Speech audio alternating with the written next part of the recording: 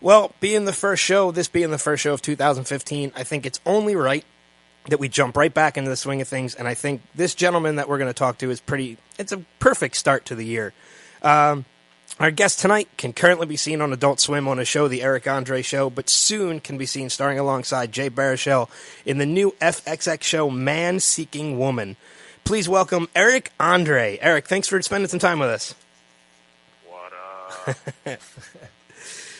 What Where are you at right now? Like, where are you calling us from? I'm on the streets, man. In the streets. East Coast? It's actually a really nice street. Now I'm writing, and I'm like, can't be inside the coffee shop I'm writing because it's too loud. Oh, okay. But I have to guard my laptop. But I'm also thinking, why don't I just grab my computer and just sit in my car? Are you in LA? Complicated system. Yeah, I'm in LA. Oh, you're so lucky. It is so cold here. We're Philadelphia based. It is like 10 degrees. Oh, no. That sucks. Yeah. Yeah, it's been really cold these past couple days. It's been almost in single digits. Yeah, it's not fun. Well, Adam and I had a chance to see the new show, Man Seeking Woman, and yeah, where I come from, we have a saying, Matala Bobala. What does that mean? So talk to me, guys. That's what the fucking book. It means it's not delivery, it's DiGiorno. Oh, there we go. For the people who haven't had the chance to see it yet because it hasn't premiered yet, tell us a little bit about the show and your character from the show. So it's kind of like a cartoon come to life around this in reality, but then it goes into like a surreal Salvador Dali nightmare world. And my character Jay plays this like nebbishy kind of beta male who's has not too much luck with women, and I play this like kind of ladies man womanizer chauvinist type bro dude. His best friend who's trying to get him back on his feet. Yeah, I mean, we've been able to we've been able to see a couple of the episodes, and I mean, like, so it took me like a little bit to kind of get what was going on, because I've been married for a few years, haven't been single for a few longer than that, and it took me a while to actually realize it's basically it's basically a fantastic exaggeration of the single life, and it is like absolutely spot on. I wanted to know, like, were there any scenes, without giving too much away, obviously, for those who haven't seen it, but is there any scene in particular that you can think of, or anything they touch on that kind of really reminded you of maybe a lifetime experience that you had at some point? No, because I am a virgin. Saving my virginity for divorce. Yeah, I think all of them. Probably have been through with a woman. Have you ever loved a woman? And Seal, the song is "Kiss from a Rose" from the Batman soundtrack. Have you really ever loved Seal? At this point in 2014 or 2015 now, yeah, it's 2015. People might actually not even remember that song. Like kids, that might be considered old school, which is weird. Kids nowadays with their fucking bubble gum.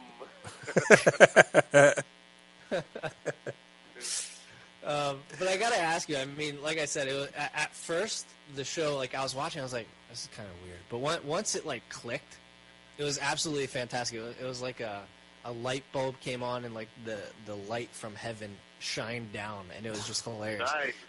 What did you think when you first read the script? I loved it right away. I read somebody's bad fucking shit scripts, and I was like, oh my god, a script that's actually written well and funny. And then I met with Simon, the creator, and I was like, wow, this guy has really good taste. And we clicked. We ¿Qué pasó? ¿Qué pasó? Yeah, I mean, you mentioned. Are you ordering pizza? What's going You don't say nothing? Yeah, I mean, you meant. Bring it on. Bring it on. That'll be our first homeless interview, I think. That would be the first time the guest becomes Yes. the interviewer. Yeah. Student has become the teacher. Now, you mentioned Simon, who is the writer, and I know the show is based on The Last Girlfriend on Earth, which is something that he had written before. Yeah. And, I mean, we've already seen Vanessa Bayer from SNL is in the show, and, you know, and it does have a nice, like, SNL kind of skit kind of feel to it, like you said, a cartoon come to life. So, do you think with Simon being as connected to SNL as he was, and with it having that feel, any chances we're going to see any other SNL players hop onto the show? Yeah. You are. I don't want to give anything away. Okay. But we got a couple people coming up. You know Eddie Murphy? I do. Eddie Murphy? I've heard of him, yeah. Not on it. He's not on it. Charlie Murphy? You know Charlie Murphy? Not on it.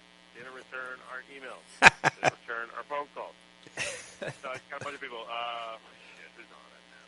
God, I'm blanking now. Oh, Bill Hader's on it. Nice. Awesome. Without giving any. Harry Brownstein from Portlandia. Okay. We got Nick Kroll on it. He's probably going to want to be now if he heard you say that. He's going to be like, fuck. This is my chance to make it in show business. Is everyone from FX shows just hanging out in the same place? Is that what's going on right now?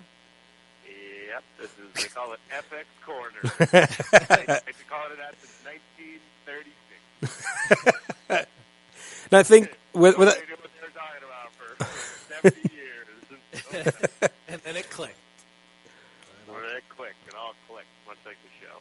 without spoiling anything, like you said too, I think if I was correct when we watched it, I think we actually hear the voice of an SNL player in the first episode doing an impression. Well, Bill Hader. Okay, then that. Wait. I know Sarah Silverman does the voice of a ham, and she was on SNL. Shit, maybe you know something I don't know. Well, I think it was Jay. I can mention who it was without spoiling what the voice was, but I think it's Jay Farrow. Oh yeah, that's right. All right. That's right. He did Obama. Yeah. Well, I was trying not to spoil that, but That doesn't spoil anything. I already put the first 3 episodes on YouTube, so it's all over. all right. I'm going against the grain. Fuck it. Now I gotta say too, with The sponsors are livid. you know, man seeking woman obviously is definitely very interesting, but I gotta say, the Eric Andre show is unlike anything I've seen on television. But I think that's really what I dug about it, though. Like it's one of those things. Like I just could not stop watching from the first episode that I saw, and I couldn't. It never broke my attention. Nice. So it's ADD theater. It is. We make sure there's no segment over 45 seconds. I gotta ask though, watching some of the things I've seen you do on that show with some of the stunts and the pranks you've pulled, I can't see how you could not get into trouble with some of the things that you've done. I did. I got arrested the first year I went to jail. Really? during shooting, and I've been attacked, and I've been very hurt, emotionally, spiritually, psychically, physically hurt. But you keep doing it. I'm being straight up with you. I keep doing it. No, I retire, man. I'm out of the biz.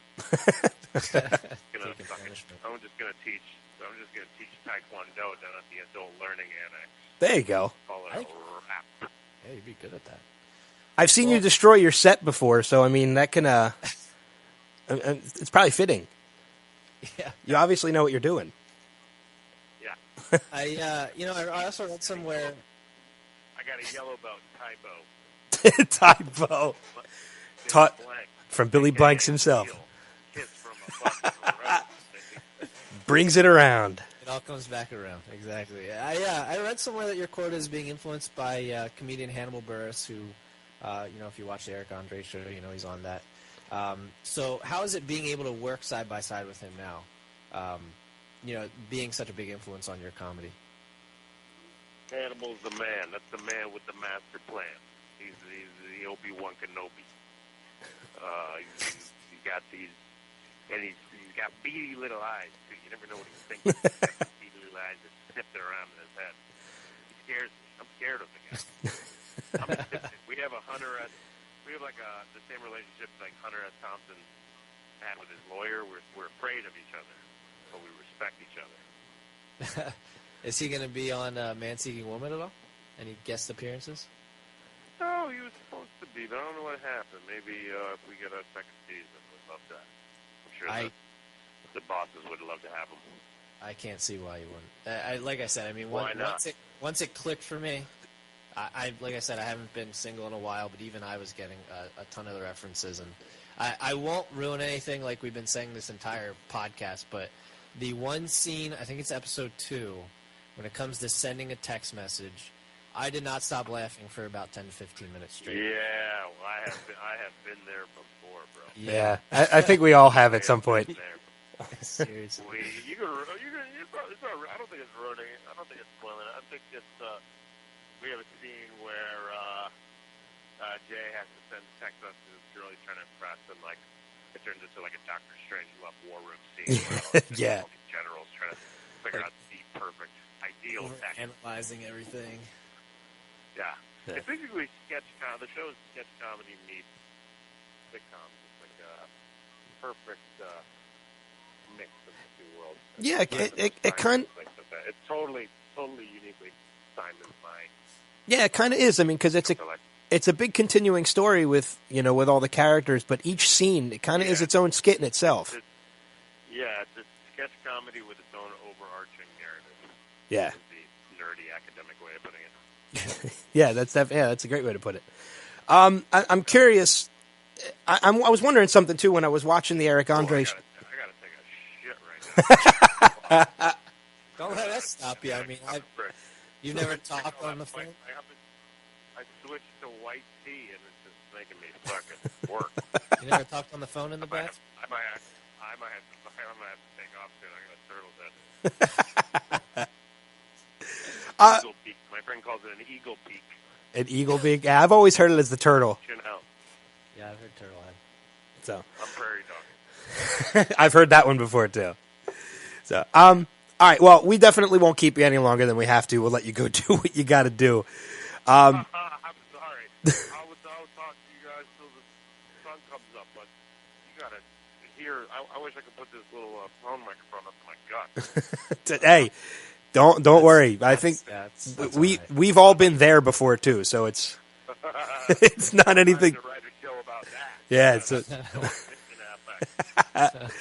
well, we definitely want to mention. I don't know if I would watch that though. It's kind of. It depends what time of night it is. I'm gonna clockwork orange your eyes open. Well, we want to encourage people to follow you on Twitter at Eric Andre and check out your website, ericandre.com. Yes. Eric Andre Show is moving to Fridays at 12:15 on Adult Swim. Yes. And, of course, Man Seeking Woman is premiering Wednesday, January 14th at 10:30 p.m. Eric, thanks for spending some time with us, man. Yeah, it was a good Guys, time. thank you so much for having me. I had a blast. Thank you. Yeah, no problem, man. Yeah, go do what you got to do. I will. I already started. I got one brown kid out. I got one Cosby kid out. I'm waiting for Theo. I'm waiting to drop Theo soon. Taking those Browns to the Super Bowl. I got you. All right, take care. Thanks, Eric. Namaste. Bye. Hey, what's up, gang? This is Michael Rowe. I play Deadshot on Arrow, and you're listening to Next Level Radio.